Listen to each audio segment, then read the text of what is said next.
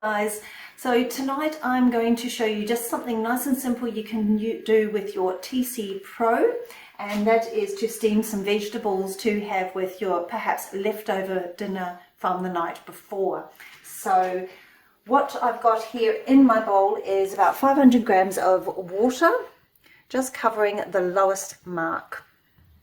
And we're just going to pop the lid on, lock it into place. And in my varoma tray, I've got some cauliflower florets, and I'll also be adding some broccoli in a little bit later. But I'm going to cook my cauliflower first. So we're just going to pop that on the top, and it sits nice and snug.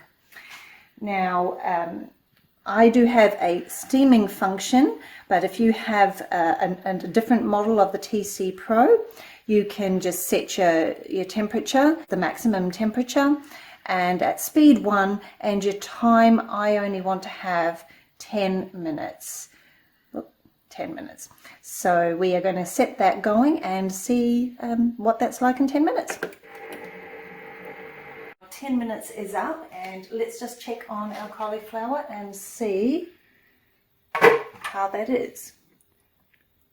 It's almost there, still a little bit firm, so that's good, because now we're going to add our broccoli in. I'll just move that up to the side a little, and we're going to give about another 6 minutes. Actually, I might make that 5 minutes, and we will. So we're going to set that on 5 minutes, again on steam, so it's at 120 temperature, speed 1 and 5 minutes. And we'll finish off our steaming vegetables for the evening. It's gone off, and we're just going to check how our veg are doing.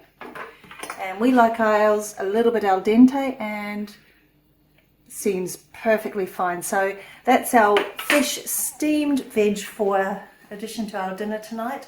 So it's as easy as that. So simple things you can still do in your TC Pro.